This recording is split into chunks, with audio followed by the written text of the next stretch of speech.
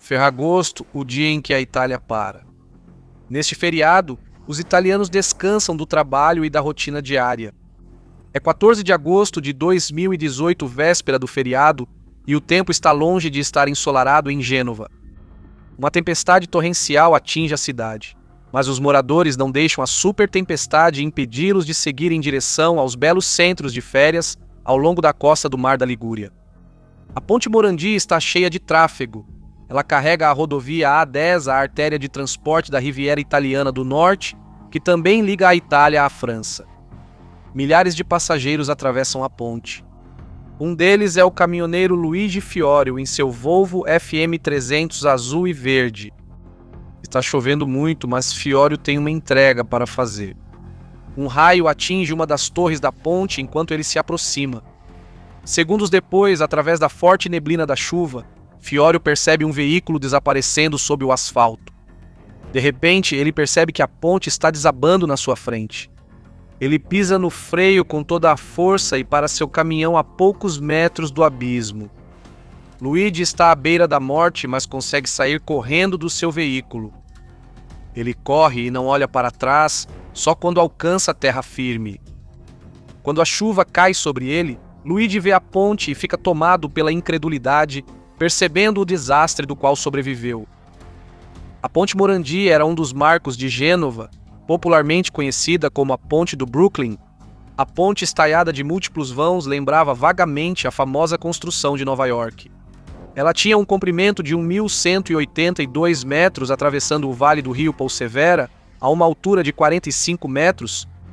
A ponte era sustentada por pilares de concreto armado e 3 torres em forma de V, invertido com 91 metros de altura. Cada torre sustentava 4 estais que se estendiam para os 2 lados do tabuleiro da ponte. O viaduto Polsevera, como era chamado oficialmente, foi construído em 1960, a era de ouro da economia italiana, para desviar o tráfego congestionado do centro de Gênova. A conectividade tornou-se essencial com o crescimento do comércio e do padrão de vida. Os italianos começaram a construir rodovias.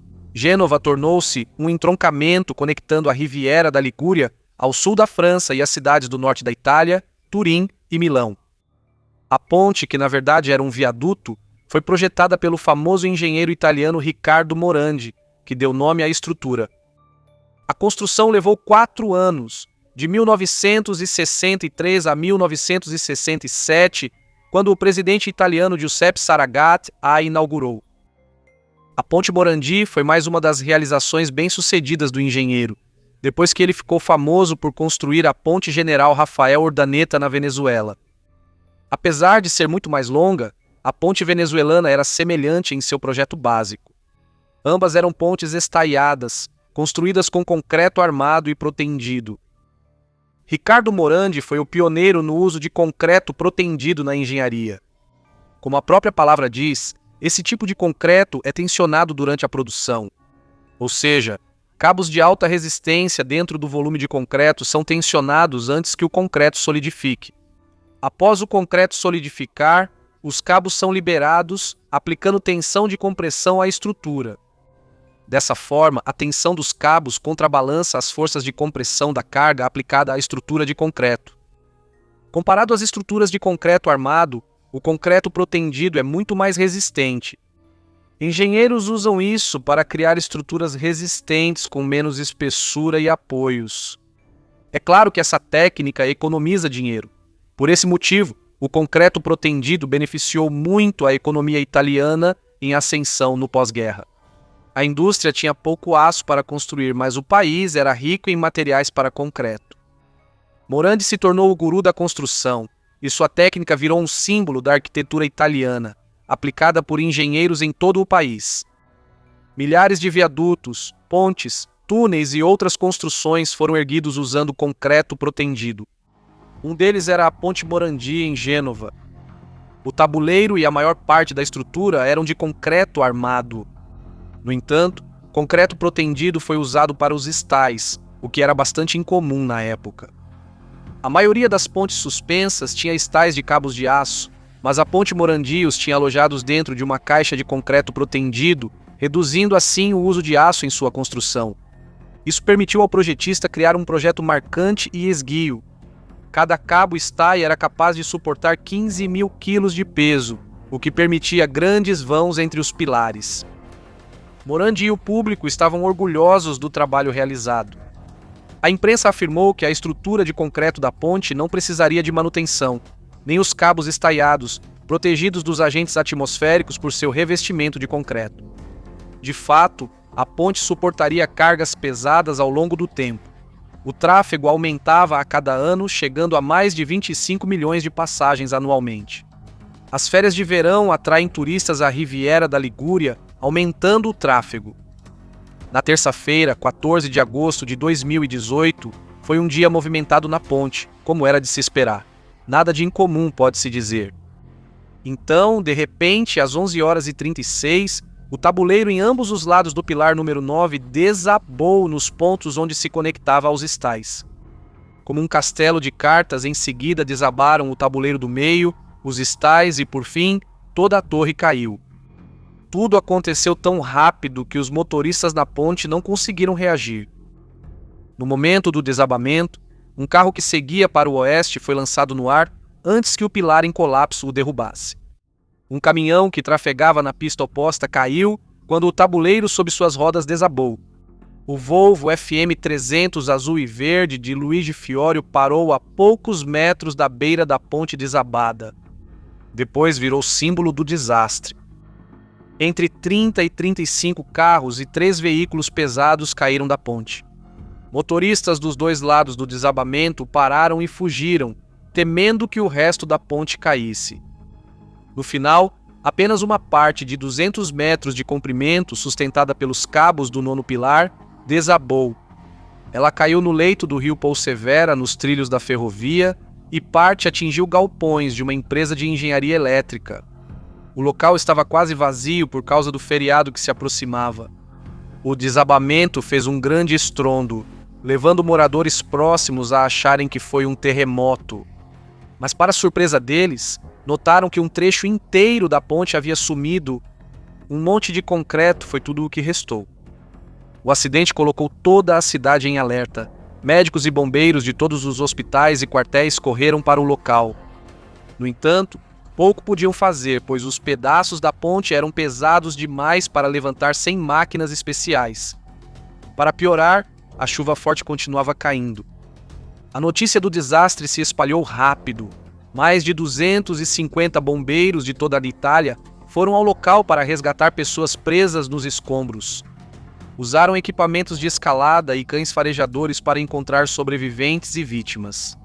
Os socorristas procuraram cuidadosamente por sobreviventes durante 2 dias, removendo os escombros pedaço por pedaço. Embora o tempo fosse essencial para aqueles presos sob toneladas de concreto, acelerar o processo de remoção só teria piorado a situação. Após o desabamento, blocos de concreto formaram bolsões onde pessoas ficaram presas. Movê-los bruscamente poderia fazer esses bolsões desabarem. Ao encontrar sobreviventes, os socorristas removiam cuidadosamente as camadas de entulho sobre os sobreviventes com guindastes pesados. Mais de 400 moradores dos prédios sob a ponte foram evacuados devido ao medo de que outras partes da ponte pudessem desabar. O tráfego ferroviário também foi suspenso pelo mesmo motivo. O desastre foi assustador. O fato de 16 pessoas terem sobrevivido foi considerado um milagre. Um motorista cujo carro caiu da ponte escapou sem um arranhão. Mesmo tendo despencado de uma altura de 45 metros junto com toneladas de concreto, o carro não se despedaçou e o motorista saiu ileso. Infelizmente, outras 43 pessoas não sobreviveram ao desabamento. Seus corpos foram recolhidos e levados a um hospital para identificação. 18 foram sepultados em funeral de Estado em 18 de agosto. A Itália se chocou com a notícia do súbito desabamento da Ponte Morandi. Os especialistas, porém, não se surpreenderam tanto. Sabiam que o desabamento era inevitável. A Ponte Morandi sofria com sérios problemas estruturais, sendo que um deles surgiu já no primeiro ano após sua conclusão. Ficou claro que os engenheiros calcularam errado a fluência do concreto. Como resultado, o concreto ondulou em todas as 3 dimensões, causando um tabuleiro irregular. O problema foi solucionado em meados da década de 1980, após vários reparos estruturais. Outro problema era o envelhecimento da ponte. Durante a construção, os elementos de concreto protendido foram expostos a uma pressão de compressão de apenas 10 megapascais, tornando-os suscetíveis a fissuras prematuras. Geralmente, concreto de 32 megapascais é considerado de alta resistência e é usado para construir elementos estruturais como pontes. Isso permitiu a entrada de água, causando corrosão dos elementos de aço internos. Até Morandi se surpreendeu com a rapidez da deterioração de sua ponte. Em 1979, ele elaborou um relatório detalhado sobre as condições da ponte, recomendando às autoridades: remova todos os vestígios de ferrugem nas partes expostas das armaduras, preencha as áreas danificadas com resina epóxi e cubra tudo com elastômero de altíssima resistência química. Isso então impediria a corrosão e a deterioração adicionais da estrutura. Apesar de todas as melhorias e redesenhos, a ponte continuou a se deteriorar rapidamente. Na década de 1990, o estado dos estais era alarmante. Cerca de 30% dos estais do pilone número 11 haviam sido corroídos, reduzindo a carga por estai pela metade. A empresa que fazia a manutenção da ponte, Autostrade S.p.A., foi obrigada a fazer melhorias sérias na estrutura. Os estais do pilone 11 foram reforçados com cabos de aço externos. No pilone 10, os estais foram reforçados com revestimento de aço na parte superior. No entanto, o nono pilone não teve reforços instalados. Com o passar dos anos, a condição da ponte não melhorou e começou a causar preocupação. Em 2016, 2 anos antes do desastre, Antônio Brenish, um especialista em construção de concreto armado e professor da Universidade de Gênova, apontou o que outros especialistas vinham afirmando há anos. A ponte Morandi era uma falha de engenharia e precisava ser substituída. Naquela época, o custo das melhorias feitas na ponte já havia superado o que custaria demolir a ponte e construir uma nova. Nesse mesmo ano, o senador Maurizio Rossi apresentou uma pergunta ao Ministério da Infraestrutura sobre as condições da malha viária em Gênova. O senador Rossi afirmou que a ponte foi alvo de uma preocupante falha nas juntas, o que tornou necessário realizar um trabalho de manutenção extraordinária, sem o qual há um risco real de seu fechamento, e pediu que a ponte Morandi fosse fechada para o tráfego pesado. Em outubro de 2017, o professor Carmelo Gentili, do prestigiado Politécnico de Milano, realizou medições específicas das propriedades acústicas da estrutura da ponte. No relatório do professor Gentili, foram detectadas anomalias significativas nos estais do Pilar 9. Por isso, ele sugeriu instalar um sistema de monitoramento para fazer medições em tempo hábil antes que algo grave acontecesse. Mas, infelizmente, nem a administração da Autostrade nem as autoridades deram atenção ao relatório. Em abril de 2018, a empresa Autostrade finalmente decidiu reforçar a estrutura da ponte. Com ênfase nos pilares 9 e 10, foi aberta uma licitação no valor de 21,4 milhões de dólares. O início das obras estava previsto para o outono de 2018, cerca de 6 meses depois, e deveria durar 5 anos. Antes das obras, a equipe da Autostrade reforçou a segurança com barreiras jersey de concreto. O resultado foi mais carga na ponte, que já estava enfraquecida. Em 14 de agosto, a estrutura da ponte cedeu. De acordo com o relatório da comissão formada pelo Ministério da Infraestrutura, publicado em setembro de 2018, o colapso não foi causado pela ruptura dos estais, mas pela ruptura de outros elementos estruturais, como vigas de borda dos tabuleiros de amortecimento ou de caixão, comprometidos pela corrosão avançada. A comissão observou que o descuido na construção da ponte contribuiu para seu colapso. No final, o relatório culpou a administração da Autostrade por subestimar o sinal de alerta inequívoco, minimizar ou ocultar a gravidade da situação ao Ministério da Infraestrutura e não adotar nenhuma medida de precaução para proteger os usuários. Claramente, a empresa responsável pela manutenção da ponte estava ciente de todas as deficiências, mas relutava em gastar recursos para repará-la. Infelizmente, foi preciso perder 43 vidas para que os responsáveis tomassem alguma atitude. O premier italiano Giuseppe Conte foi a Gênova inspecionar o local do desastre. Durante uma reunião de gabinete que realizou na cidade, foi tomada a decisão de declarar estado de emergência por 12 meses na Ligúria e liberar 5 milhões de euros para ajudar nas necessidades imediatas. O governo estava para reassumir o controle da Autostrade, privatizada e responsável pela infraestrutura. Quanto à ponte, o governo decidiu que não haveria mais melhorias. Ela seria demolida e substituída por uma nova ponte. Em 28 de junho de 2019, os pilares restantes, número 10 e 11, foram demolidos com 1 tonelada de explosivos. 3 dias antes, começaram as obras da ponte substituta, a Ponte São Jorge de Gênova. A inauguração da nova ponte sobre o Vale Polcevera aconteceu em 3 de agosto de 2020. O Ferragosto de 2018 foi realmente o dia em que toda a Itália parou. Mas para lamentar os compatriotas que morreram em um desastre de engenharia que poderia ter sido facilmente evitado. Assista a este episódio a seguir se você achou este vídeo interessante.